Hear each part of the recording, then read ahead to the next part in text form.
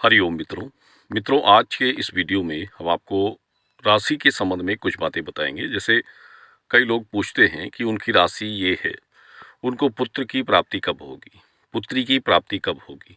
तो राशि के अनुसार जो जानकारी लोग लेते हैं तो उसको कैसे आप देख सकते हैं स्वयं अपनी कुंडली के आधार से, इसके बारे में हम आपको संपूर्ण बातें बताएंगे। और किस तरह से राशि की जानकारी निकाली जाती है, क्या तरीका होता है, ये आपको बताएंगे। क्योंकि कई लोग होते हैं एक अनुमानित जानकारी बता देते हैं, तो हम आपको एक प्रमाणित जानकारी देंगे कि किस प्रमाण के आधार पर राशि के हिसाब से संतान योग के विषय की जानकारी निकाली जाती है। और ये इसमें हम आपको उन राशियों के बारे में बताएंगे जिनको इस वर्ष के समय में शेष महीनों में पुत्र प्राप्ति की योग अच्छे बन रहे हैं। और ये जो तालिका हमने बनाई है तो ये मई से दिसंबर 2022 के लिए है, यानी इसके पहले की नहीं है। शेष आधे महीने की, आधे वर्ष की आप मान सकते हैं। और इसमें सबसे जरूरी होता है यहाँ कुंडली की प्रारूप रेखा। जैसे आप कुंडली जो देख रहे हैं, यही कुंडली सबसे मुख्य होता है। कुंडली के आधार से ही आप संपूर्ण इसका चक्र बनता है। और जैसे राशि आप पूछते हैं कि आपकी राशि क्या है, तो राशि देखिए, किसी भी कुंडली के चंद्रमा जिस स्थान पर होंगे, यानी चंद्रमा जहाँ होंगे और वहाँ जो गिनती होती है तो वो आपकी राशि होती है। और यहाँ लग्न का जो पहला घर होता है, वहाँ जो गिनती होगी तो वो आपकी लग्न राशि होगी। अब जैसे यहाँ 3 नंबर की गिनती आप देख रहे हैं, 3 नंबर में यहाँ आप देखें मिथुन राशि आपकी हो रही है। 12 नंबर की गिनती आप यहाँ देख रहे हैं, तो आपकी जो राशि है, कुंडली की राशि, वो 12 नंबर की गिनती पर यहाँ मीन राशि होगी। लग्न राशि आपकी मिथुन होगी और जो कुंडली की राशि है वो मीन होगी। तो 2 तरह की राशियाँ होती हैं। और अगर संतान जन्म के विषय में देखा जाता है तो वो लग्न राशि से देखा जाता है। यानी जो लग्न राशि है, ये राशि जो आपकी होती है, इस राशि से मतलब नहीं होता है, लग्न राशि से इसकी मान्यता होती है।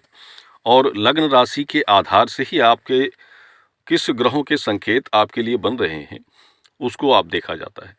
और हमने कुछ विवरण यहाँ आपको दिए हुए हैं।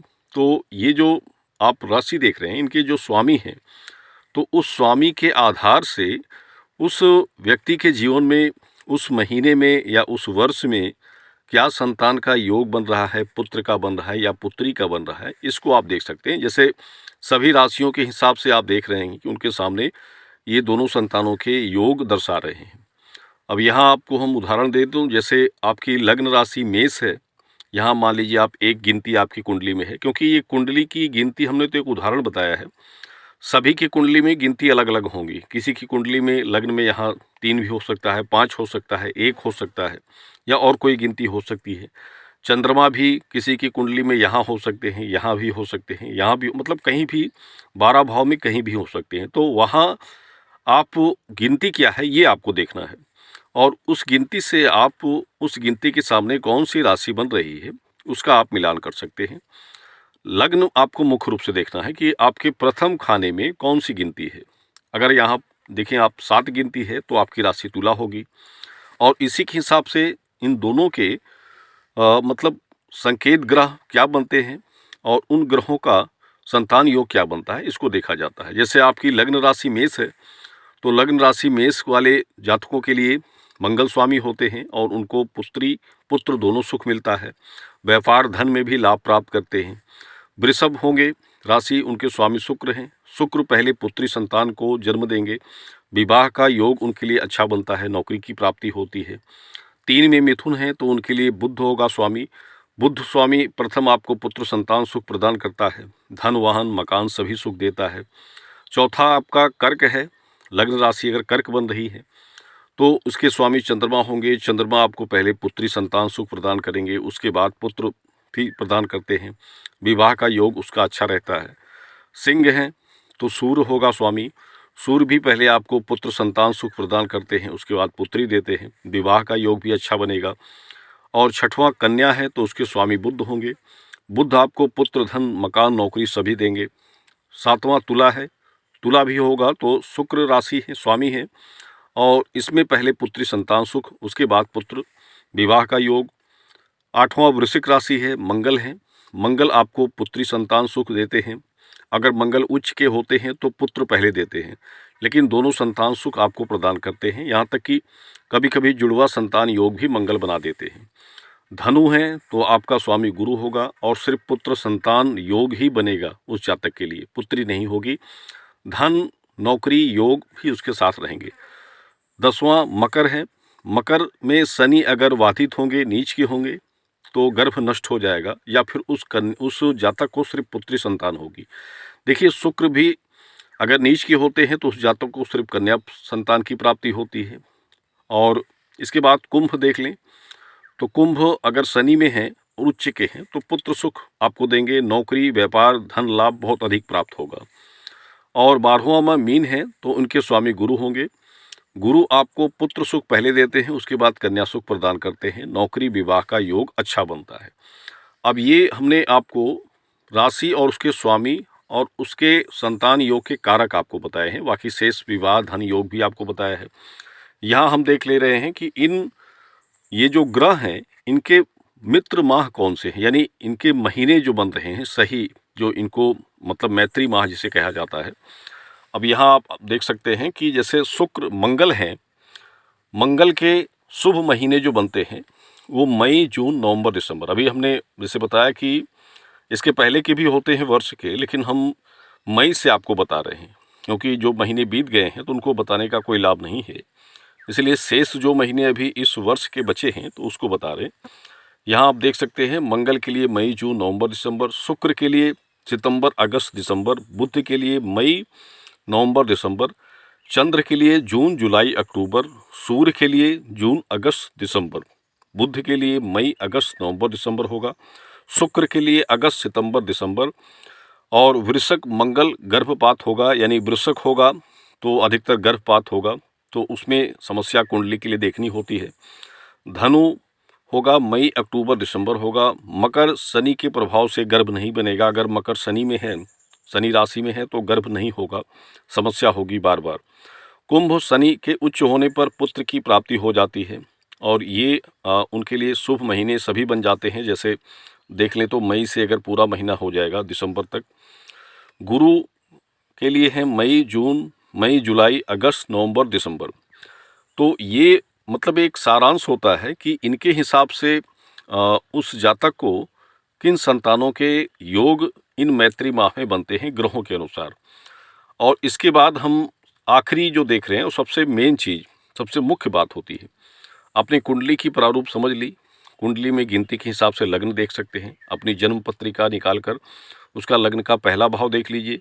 उसके बाद उसमें किस राशि का योग बन रहा है और उसके स्वामी क्या हैं और उस स्वामी के लिए मैत्री ग्रह क्या बन रहे हैं जो पुत्र प्राप्ति करवाते हैं ये महीने। अगर मैत्री ग्रह मैत्री माह उनके होंगे तो उसी महीने में आपको पुत्र प्राप्ति हो जाती है। और यहाँ हम आपको मुख्य बातें बताएंगे जो लग्न राशि के हिसाब से है। यहाँ देख लीजिए, जैसे 1 नंबर में मेष है, वहाँ हमने आपको बताया कि 1 नंबर में मेष राशि होते हैं, तो इनके लिए जो अभी महीना बन रहा है वो पुत्र प्राप्ति के लिए मई जून नवंबर दिसंबर मेष राशि वालों के लिए। मिथुन राशि वालों के लिए कहें तो मई नवंबर दिसंबर ये पुत्र प्राप्ति का योग महीना इनके लिए बन सकता है। सिंह वालों के लिए कहें तो जून अगस्त दिसंबर ये इनके लिए पुत्र प्राप्ति का सबसे उत्तम महीना बन सकता है। कन्या राशि वालों के लिए मई से दिसंबर का योग समय शुभ रहेगा। और धनु राशि वालों के लिए मई अक्टूबर दिसंबर ये भी सबसे उत्तम समय बनता है। कुंभ राशि वालों के लिए जुलाई नवंबर दिसंबर और मीन राशि वालों के लिए जुलाई से दिसंबर महीने। यानी ये जो लग्न के हिसाब से हमने राशि बनाई है यहाँ पर, तो उनके लिए जो यहाँ जो मैत्री महीने यानी मित्र महीने हैं तो उन महीनों के अनुसार उस राशि वालों को पुत्र प्राप्ति हो जाती है। ये एक मतलब प्रमाणित बातें हैं। इसी के हिसाब से हमने कई वर्षों से जानकारियाँ लोगों को दी है और ये जानकारी लमसम सभी लोगों के लिए सच निकलती है। और शेष यहाँ बता दें आपको तो 5 शेष राशियाँ जो इसमें छूट रही हैं तो उनके गर्भ धारण का मूल समय अगर सही होगा तो उनको भी पुत्र प्राप्ति संभव है। जैसे यहाँ जो कुछ राशियाँ हमने छोड़ दी हैं तो इनको मतलब अभी इनके लिए मैत्री माह इस राशि के हिसाब से नहीं बन रहे हैं, यानी इनके लिए मैत्री माह उचित नहीं है जो पुत्र प्राप्ति के योग बना सकते हैं, इसलिए इनके बारे में हमने नहीं लिखा है। जिनको हो सकता है उसी के लिए हमने महीने यहाँ लिखे हुए हैं, जिन राशि के लिए, और उन्हीं को पुत्र प्राप्ति का योग उनके लिए इस वर्ष के जो शेष महीने हैं उनमें बन रहा है।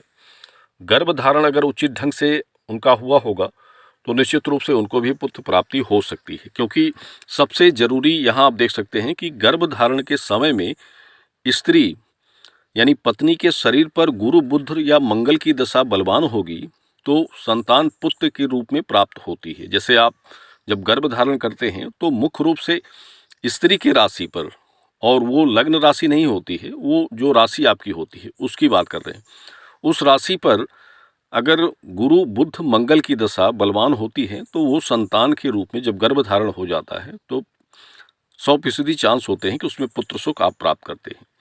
और संतान के जन्म में पुरुष यानी पति की राशि पर बुध गुरु चंद्र बली हो तो पुत्र का जन्म संकेत होता है। शनि व मंगल वक्री में हो तब भी शुभ होता है और पुत्र की प्राप्ति होती है। यानी जो संतान का जन्म आपका होने वाला है तो उसमें मुख्य रूप से पुरुष यानी पति की राशि बलवान होनी चाहिए, लग्न राशि, उस पर गुरु बुध चंद्र अगर इनकी दशा बली हो, बलवान होते हैं तो पुत्र सुख उस जातक को प्राप्त होता है।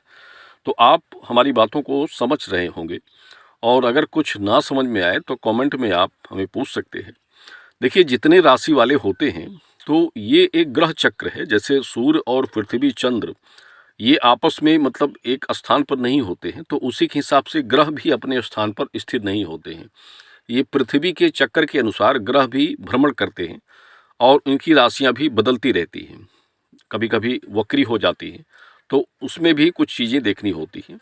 मुख्य रूप से कुंडली के हिसाब से ही सभी प्रारूप ये बनते हैं। तो अभी फिलहाल इन राशि वालों के लिए अगर कहें तो जो ये शेष 7 राशि वाले हैं इनके लिए अभी शेष इन महीनों में, इस वर्ष के जो शेष महीने हैं उनमें पुत्र प्राप्ति के योग बन रहे हैं।